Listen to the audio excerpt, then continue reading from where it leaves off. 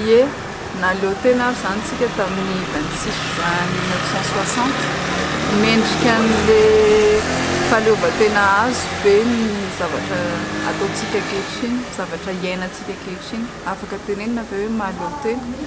Ary raha tena mahaleo tena tokoa, inona ny ampiasaintsika amin'ny fomba ahoana le fahaleovantena? Ampiasaintsika aseho velo izy hoe mahaleo tena zay dia iny le sainam-pirenena fa avoakako ery amin'ny lavarangana sa mahaleo tena dia ataoko mahaleo tena kokoa na za samy rirany amin'ny Malagasy anahako hoe inona ny anapiako n'le firenena mba tena haleo tena tokoa.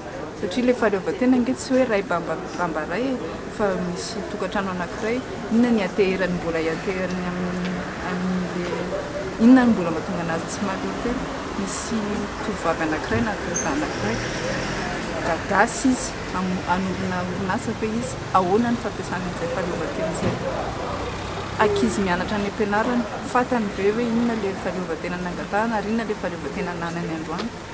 Ho an'ny olona afaka manoratra sy manao boky sy ohatr'izany ampianarinao ve hoe inona ny atao hoe fahaleovantena, tena mahaleo tena ve ary inona ny zavatra eo anelanelan'ireo zavatra anankiroa ireo. Aminà manokana zay le tokony atao fetsy, fa raha mbola tsy tokony atao fetsy izy mbola tsy azo sara, izao dia tokony alaina ve.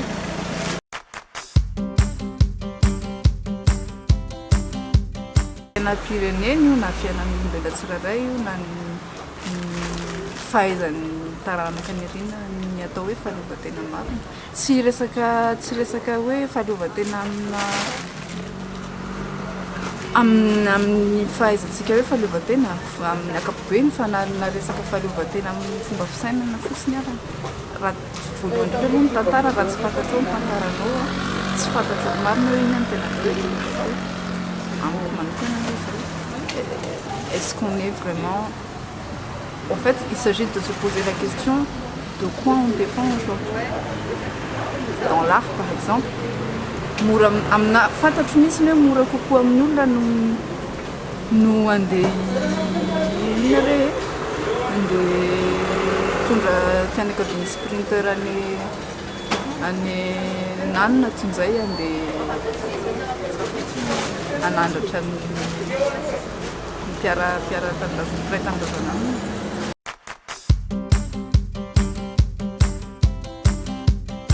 Afatra kely